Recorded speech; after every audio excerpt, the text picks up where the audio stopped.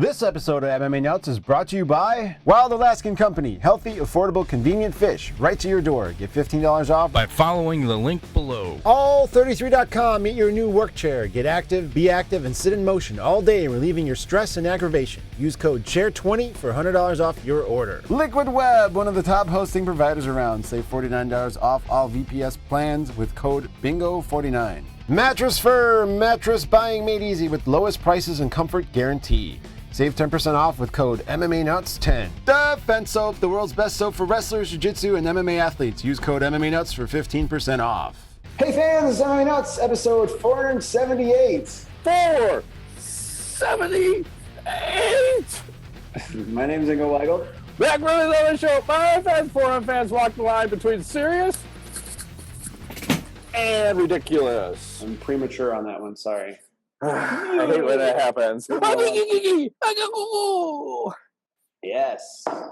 It's a sweltering 90-some degrees here in the city of Chicago. It was anyways. I don't know if I got sunburn on my head yet. In your basement, it's probably minus 30. I'm fucking dressed for winter down here. I see you have the long sleeve shirt. Hey, what's that shirt you're wearing? Fight Island! I like it. Very cool. It looks very Halloween-y. Whatever. Only one will leave. That's right. The other will die. Yes. In a horrific train accident. Or from COVID. It'll all work out. Don't believe the hype. Whatever's going on. Don't believe it. Wolf tickets, Matt. Wolf tickets. Where's Nick Diaz? Is he training? Is he coming back for a fight? I feel like he would be a great person to be on fucking Fight Island. Bring Nick Diaz out of retirement. Yeah. I agree. Him versus BJ Penn. No. That's not I can't sell you on that one. Is that Wolf tickets or no? Wolf tickets. I'm thinking maybe like a Tyron Woodley would be great. Start him off. But. Yeah. Well, we could start there and talk about Tyron Woodley. Yeah, what's happening with Gilbert Tyron? Not looking so great his last few fights. What happened over the weekend? Yeah, it was a one-sided beatdown from, it looks like a world beater and a potential title holder in Gilbert Burns, man. Mm-hmm. He looked phenomenal. And it's weird because I wonder if Tyron can't handle being the nail at times. Like, he's good when he's winning, but once he faces a little adversity, he came back a little in the second round, but it seems like he kind of buckles to some extent, at least in the last two fights, similar to like when Rumble Johnson realizes, hey, this fight isn't working out the way I thought it would. Here's my neck. Can you choke me out? Yeah.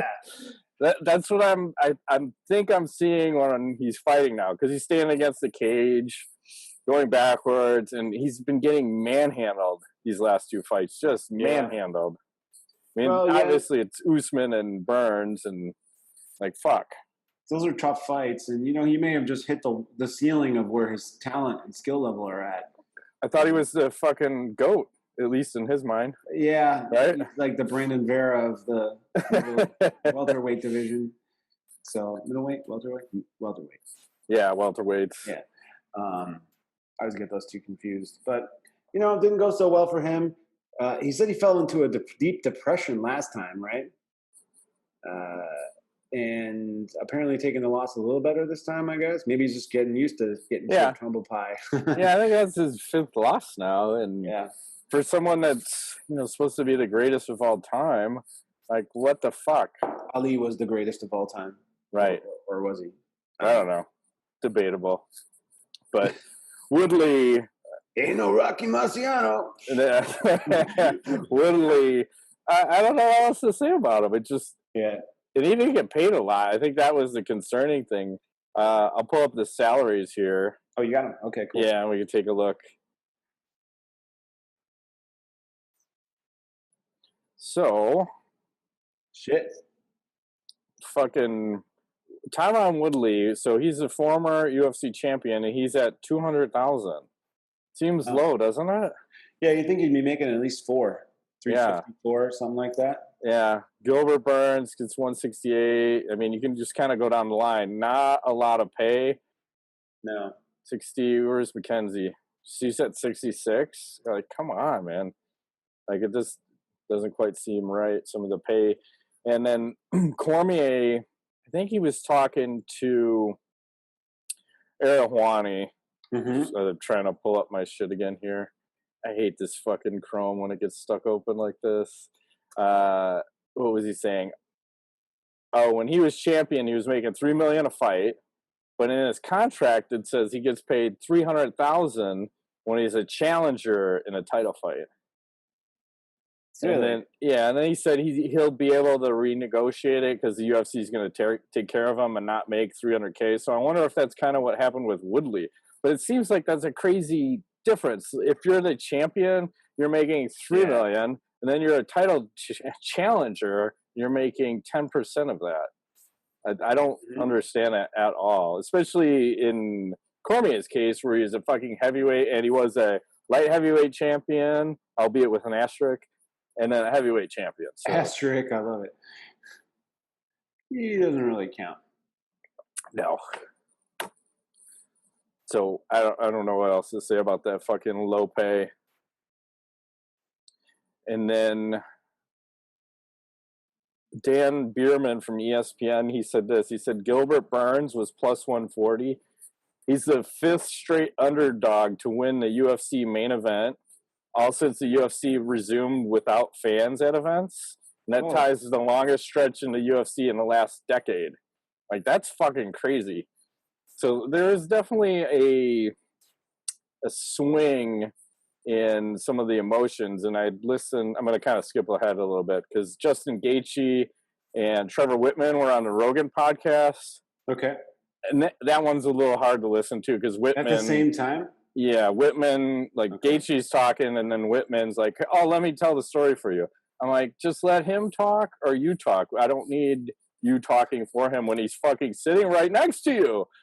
But Gaethje was saying having no crowd there for his fight against Ferguson helped him because the crowd influences emotions. He said if the crowd was there, he would have attacked more, and he probably would have got fucking clipped and hurt. So maybe that's what's happening with the underdogs is that emotions aren't fueling them, and that everyone's being a little bit smarter in how they approach the fight. That makes a lot of sense. I mean, we all know like how much that energy can affect you both positive and negative too. Like if they're booing and stuff, I know that it seems like they don't care, but it's got to affect you somehow, right? You got to be thinking like, man, why are they booing me? And even if you're like, fuck them, and then you're like thinking about that, and you're like, but you might do something you normally wouldn't do. So it's pretty cool. Pretty cool. What else happened? Mackenzie Dern, she wins, belly down, knee bar.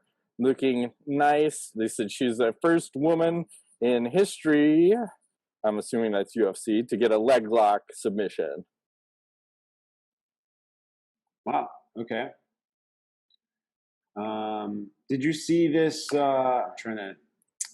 Spike Carlisle and Quadantillo. There was a little weird moment in that exchange. Where is it? I don't know what's going to happen. It's blank. It's blank. No. It's what I think it is. Copyright. It could be chaos. Hold on a second. Uh-oh. I don't know what's going on. It could be porn. We never know. Are you gonna fucking never gonna give me up? You're gonna rickroll me right now. I'm gonna rickroll you totally. Here we go. It's not pulling up the thing I have. It keeps doing it. Oh, right. Can you see it now?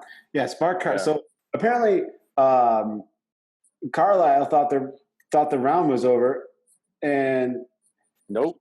There's 1 second left. There was like a second left, and he took a shot. And I don't know if this affected the fight overall, but it's a little weird. I feel like I wanted to get your thoughts on this. Okay, do you think this was okay that he hit him? Fuck yeah! If there's time left and you turned your back on me, fight on. Protect yourself at all times. I got no problem with that. I might have fucking kicked him in the back of the head. I might have just kicked him in the spine with a flying sidekick. I don't give a shit. Okay. There's still time left. It's on. You can't just walk away from me in the middle of a fight and not expect to get punched. He's lucky he didn't get punched more. Yeah, well, luckily there wasn't that much time left, but that could have ended really badly if... Could have got knocked out, right? Mm-hmm. Free shot. You get a free shot. I'm taking it. Regardless of sportsmanship or not. And I feel like Floyd Mayweather did that in one of his fights. He did. I forgot which one. Was it Floyd? I think it was Floyd. Yeah. Let's see. How about UFC 250 this weekend? Okay. Fucking stacked card. Let me open this fucker up. It's so stacked. I'm probably watching it with my pants off. And unbuttoned. Yeah. I don't know why this fucking thing is being you better eat the cookie. All these websites that are warning you about the cookies. I don't know why. So let's start with the main event. We got fucking Amanda Nunes and Felicia Spencer, Cody Garbrandt, Rafael Asuncao. It's a lot of pie weights. Mm-hmm. You're like, this one's kind of interesting. Sean O'Malley and Eddie Weidman. It's an interesting fight. That could be. I think that might be the barn burner fight of the card. Yeah. And the prelims, Saris, Hooper. What's up with Hooper's hair? What the hell is that? Is that painted on? I don't know. I don't know what's going on with that. It's kind of Bob Ross meets Donald Trump. I don't know. It does not look his real hair. No. And then we go to early prelims. We got high weights, one light heavyweight. And then look at this. Evan Dunham. Wow. I didn't know he's still alive. But then you click on him. He doesn't appear. Nothing. No statistics. Apparently, he doesn't exist. Okay. He's the gray ghost. Yeah. Watch out. Mm-hmm. So, how many pay-per-view fights are we getting? 10? On this one? 10? 185,000 is my prediction. Ooh. I don't think they break 100 on this. Well, I don't think any other sports are on, though, still. No, but I think with people so unemployed right now, I think everyone blew their load on UFC 249. Okay. And with this card, I'm on the fence as whether I should buy it. I mean, I kind of need to talk about it, but fuck, man. That's a rough card. Super rough. Really rough. Not fantastic. Nope. What else you got? Oh, okay. So I don't know if you saw this, but our buddy, Mr. Chuck Liddell, is out in the streets breaking up fights. I mean, I don't know what the Iceman's doing out there. I wonder who's going to have the balls to stand up to him. These boys are all like, hey, that's Chuck. Not even wearing a mask. It gives no fucks. He's just pushing people. He's just like, hey, everybody calm down. He's talking to people. He's like, you got to be cool, man. You got to be cool. Looking a little on the heavier side, though. Not quite, Chuck of old. I don't know. He's still rocking the same look, though. Same look. Forever, for life. He's got some things to say, but I don't know. Jon Jones was doing something similar. I feel like it's kind of irresponsible to be out there doing that, but whatever. What do I know? Well, we can talk about the Jon Jones. So he goes on a Twitter sphere shitstorm because wants to fight Ngannou at heavyweight, wants to get paid for it. Big Dana White basically calling him a liar. Jon Jones calls Dana White a liar, blah, blah, blah. And then he says, you know what? I think I'm just going to vacate my title. I'm just going to sit on the sidelines. So is he for real? Is he out? Like, what's going on here? He's throwing a little hissy fit, and I think Dana called him on it. And John's like, but, I don't know. I wonder, though, we were talking about before the show, like, is it possible he's becoming a good guy? Is that something that's going to happen? There's all those videos of him, like, taking paint cans away from teenagers that were trying to loot, and he's hanging out with the Albuquerque Police Department.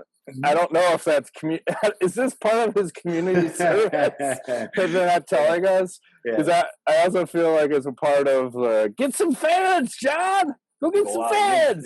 That's right. Yeah, it was like a PR fucking stunt at best.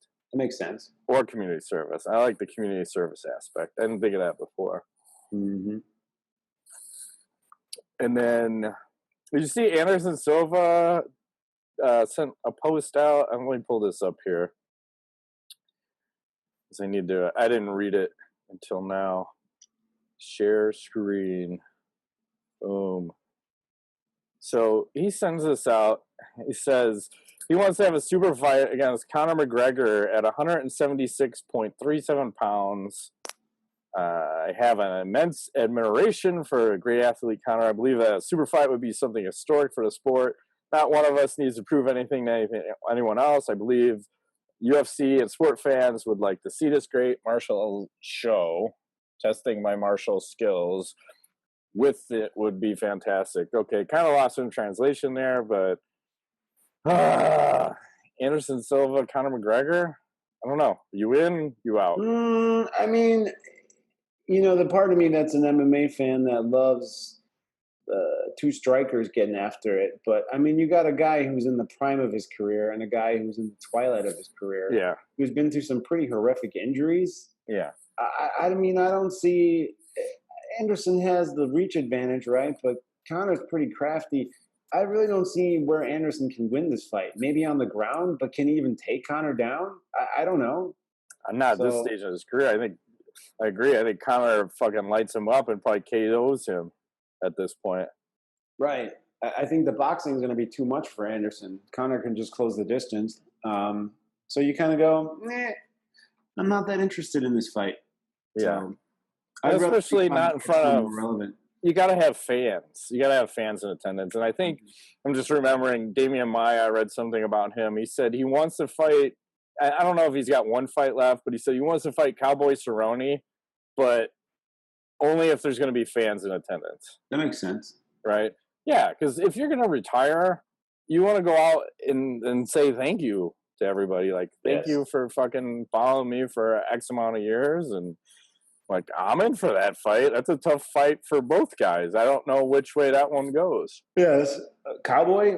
Yeah, I don't know. The ground. I'd like to see it hit the ground. Yeah. Part of me thinks I feel like they fought good. already, but maybe were they supposed to fight at some point? Well, I think Damian's wanted to fight him and Diego. I think Diego was the one he was talking about before, but that's probably not a fair fight at this point. No. Seeing how Diego's got that fucking Svengali dude as his coach or whatever, so I don't know. Let's see. Did you see there's a Brazil MMA themed sex hotel? No. It's amazing. I know. I'll pull this Middle Easy article up. Let's see. The sex hotel in Brazil's. That's crazy. You have the MMA theme room, so you could tap out all your fantasies. So that's kind of creepy. I don't know if I want any part of this, right? But I feel like the bed should be the whole octagon, and just in the middle like that seems kind of strange. Yeah, I don't know what's going on here. The lighting is not right. Like for sexy time, that's just not right. Well, you want to be able to see, But the whole thing is like if you're that freaky where you're getting out on this level, like way out there like this. Yeah. I think you need to take a break, like cut it off for a little while, just reset everything. You've gone too far. It's way over. Yeah, unless you're beating the shit out of each other, if that's what you're into. Like, is that how guys get away with domestic violence? They say, I want to go to this MMA-themed sex hotel in the Brazils, and we're going to put the gloves on, and then he's sucker punching the women, but then it's sexual, so it's, I don't know. Sounds wrong. Man. Some women like that shit. I don't understand it. True that. All right. What else you got? I got one more last story. So yeah, go ahead. I've been reading around the interwebs, and I believe several people, including Ariel Helwani, have confirmed this. It sounds like there's a little trouble in paradise with the UFC and Reebok, and their contract is expiring at the end of the year. And it sounds like the UFC's shopping around for some new partners. I'm wondering what you think is a good move, bad move, and who do you think they should partner with? More likely it'll be Nike. Nike? That'll be my guess, yeah. All right.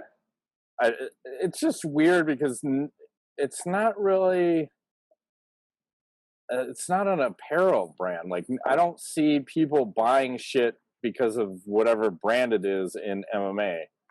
There's not, nobody liked anything that Reebok did in MMA. I don't think that deal worked out for anybody. Oh, I think everybody's not happy about it. So you kind of, when the UFC first signed that Reebok deal, and they said, 100% of the money is going to the fighters. I think the fighters maybe got 30% of all the money is what they said when it got all said and done. So obviously they fucked all the fighters. Shocking, but who would have thunk it?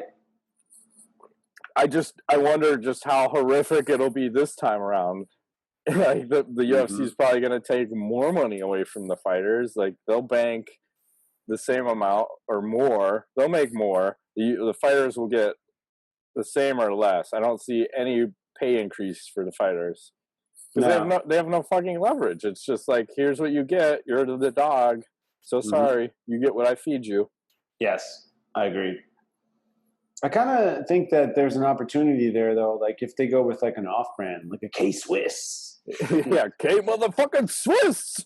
Or maybe like an Under Armour. Under Armour seems like a good fit. I know Nike's like the big brand, right? But Under Armour seems more like the kind of brand that would fit in that space. But what do I know? I don't know. Because I'm thinking back to the video game. So they started with THQ and then they went to EA. So I'm thinking, okay, they're going to start with Reebok and then go to whoever's number one, Nike. And not saying that I think that EA UFC game is dog shit. I think the THQ one was light years better and way more fun. I agree. And that's why I refuse to play them anymore, but we'll see what happens. A few weeks ago, I thought it was Trevor Noah that was shitting on the UFC. It was John Oliver.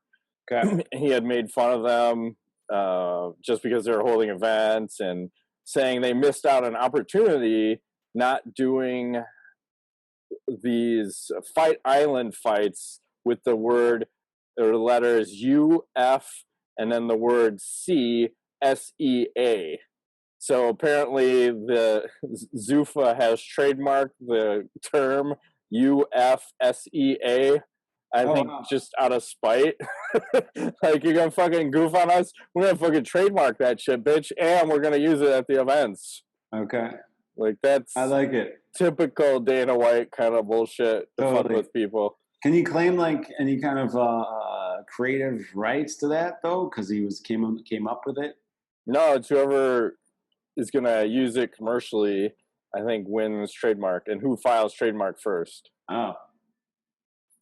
Because John Oliver has no intention of using it. Gotcha. Fucking John Oliver. Fuck that guy. Let's do a blast from the past. I got an interesting one here. Let me pull this up. So, about 7 years to the day, we had someone on our show. Oh, yeah. Fucking. I remember that. Keith Kaiser. Oh, it's the Kaiser. MMA Rules, TRT, and Marijuanas. Look at how young we look, too. And the executive director at the Nevada Athletic Commission. You remember? You play like a second of that because it'd just be funny. Can you play it? I'll play a little bit. I don't know how official in the game. I pretty much can guarantee you if you do a thread saying, I think... There's a volume thing on the little blue bars on the right. Oh, okay. Make them try that. So-and-so is the best umpire in Major League Baseball. It's full screen that shit. Long until people start calling you names on the thread. There you go. Yeah. It's usually about 2 posts. For that matter. You look the same. I haven't changed. I give a story. Just no hat. You actually still have that shirt. Story, but I do. I wear it all the time. Yeah. We actually had a situation which could have been. But this motherfucker wouldn't stop talking. That's all I remember from this. He just kept going on and fucking tangents. But I think he was high as fuck. He gave us a fucking good hour, I think, of his time. Yeah, he did. Yeah. And that was like back when he was legit. Like, that's the guy, like, fucking with everybody. And I liked him. I thought he was a great guest. Now with this whole Zoom era thing, it'd be easy to have a guest on. We should explore this. Sure would be. They're like random crazy people. We don't want to have like mainstream people. We're just gonna get the obscure, strange folk. Fine. I feel like that's our style. Yeah. And I remember, I would email him shit. I had questions, and he would always fucking respond right away. Mm-hmm. Like, he was one of the good ones. Yeah, he loved the attention, and he loved the sport, and I felt like he was really involved with and hands-on, Yeah. So that was interesting. Mm-hmm. Let's see. UFC. Oh, and then I was wondering, what is he up to these days? He's actually retired. He retired in 2018. He was the Senior Deputy Attorney General for the Business and Taxation Division of Nevada for like after he left the Nevada State Athletic Commission. That's where he went. So now he's just fucking out, probably catching rays and banging chicks, you know? Like Bruce Buffer? You're damn right. You got any other news? Or I am out of news. All right, let's do the last nuts. So G-Spot MMA asks, he says, who is the worst loser in UFC history? You have 4 choices. Is it Honda Housey, Joanna Jędrzejczyk, Colby Covington, or TJ Dillashaw? I think Ronda Rousey, hands down. Yeah, I don't even think it's close. No. Joanna is second. She's pretty bad, but I'll give her a pass. She's European and strangely attractive. I don't know why I like her. All you, man. I don't know. And Enrico Machado will close out. It's time. # Nuts Rule. # Matt Rape Train. # Ingo Sugar Daddy. Says, once again, want to ask you guys some existential and philosophical questions. Number 1, what's more important, doing the right thing or doing things right? Doing things right. Isn't that kind of the same, though? Doing the right thing or doing things kind of. I mean, it depends, right? If you do stuff, you should do it right. And should you do the right thing, you should do the right thing. Spike Lee said we should do the right thing. That's right. He knows what he's talking about. Number 2, do we love ourselves more in the virtual world and less in the real world? Yes. I don't know. Do I love myself more in the world? No, I love myself more in the real world and less in the virtual world. Oh, I can love. Yes. I love myself. It's very dirty. I think most people love themselves more in the virtual world, though. So What is the virtual world? like, Instagram and video games and Facebooking and how they appear like to the public. I think that's what he means anyway. They care a lot about that stuff. Is humanity doomed to head in a destructive direction? Always. We've been doing that since the day we were born. Well, I think a lot of it right now is just the media. The media loves bullshit. So just avoid the news and avoid Twitter for a few days. Yeah, that's right. Should full access to the internet be a fundamental right? Yes. Should be. I don't know why countries have, like China, ban so much shit that you can't get any information. You have to have a bootleg VPN to fucking get access to shit you would like to see. That's why they don't have writing over there, though, because they know their country will kill their ass. Yeah. It's like, we're not going to riot because we'd be dead. No. Let's do Fuck, Marry, Kill, Celebrity Edition, number 94, Hollywood, Give Me Wood, number 21. I'm ready. Let me get set up here. I already know your answers before we start. Uh-oh. Is Gwyneth Paltrow on this list? What? I knew it! She's number 1. So, Gwyneth Paltrow. Oh, my Lord. That's so hard to see. I don't need to see anything else. I'm killing everyone else. Jennifer Lawrence. I think she's pretty solid. I like that. It's a good picture. And then Scarlett Johansson. Yeah. Looks a little greased up there. Yeah, I think, Gwyneth all the way. The other 2 can be dead. Okay. I'll kill Gwyneth, so that'll work out. And then this is a quandary. I think I'm going to marry this one. Fuck that one. Okay. It's a tall order. Tall order. And Knowledge, you watch anything good past week? Did I watch anything good? Nothing good. I watched something bad. I started watching the Jeffrey Epstein documentary on Netflix. I couldn't get through it. It's really disturbing. Strange guy. Molested young girls and stuff. Really weird dude. Yeah, I'm out. I had to turn it off. I watched about 20 minutes. I'm like, no, I'm out. Yeah, that's probably not a good thing to get into. Nope. Try not to watch molesting young girls or the documentary? Which one? I'm not sure. Both. Any negative. I try to avoid all the negative. I didn't watch anything good this week. You have Netflix? I do. I recommend this movie you can watch with your wife. It's called Always Be My Maybe. It has Ali Wong in it, the comedian. Pretty fucking funny. It's like a perfect, like a weird have a couple like glasses of wine with the wife on the couch, and you're both laughing pretty good because it's like kind of serious but funny, and she's pretty witty, but it's real. So it's called Always Be My Maybe. I recommend. Is it a movie or? Yeah, it's a movie. Okay. Short movie, like a romantic, a rom-com, but she's Asian, so her stand-up's really funny too. So it'll all work out. There we go. I got nothing. I'm just trying to think of what else I watched. There wasn't much. I didn't watch any movies this week, surprisingly. Been outdoors. Got me one of them fucking stand-up swimming pools. One of them in-tech swimming pools off of eBay. Didn't pay an arm and a leg, but when it's 95 degrees like today, nice 2-hour dip in the pool. I should have had cocktails, but I don't really drink around the kids, so. Yeah, that's probably a good move. What am I going to do? There was a guy, actually I meant to tell you, there was a guy in front of me at Target last week buying one of those pools. You know how much he paid? It's almost exactly the same one you showed me. At Target? Yeah. How much? $7.99. Fuck. I saw one for $7.99 in Menards, but it was too big for me to buy to put in my backyard. Yeah. Because I think it was bigger, but I think it was at least a 15-foot. Yeah. I got a 12 by 30 inch. Yeah, I thought that's what it said, 30 by 12. It might have been 30 by 15, maybe that's why it's so much, but yeah. It's $7.99. I saw him bring it up right in front of me. That's crazy. Oh. I did not pay that much. It was in the low twos. It's only 1,700 gallons. The challenge is with all these fucking chemicals. You gotta get your chlorine right. You gotta shock your pool. You may need an algae treatment. You gotta change your filters. I need a scrub brush. You gotta vacuum. All that kind of shit. I'm ready. You ready for summer? But is summer ready for you? I don't know. I'm fucking making it happen. That's the crazy part. I'm gonna break some shit. That way?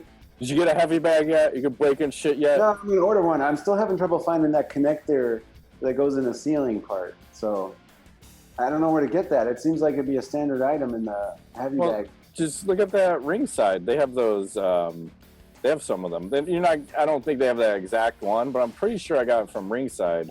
Okay. There's different hookups. I'm gonna grab a heavy bag this week. Yeah, I need to get something because I'm angry. I gotta hit something. That's right. It feels so good. It feels so good. Lightning and piss thunder. You got the Bass Rutten CD or something. There you go. Yeah. Fuck yeah. All right, man. Shut down. That has been this week's edition of MMANUTS. My name is Ingo Weigel. Matt Griffith. Thanks for playing.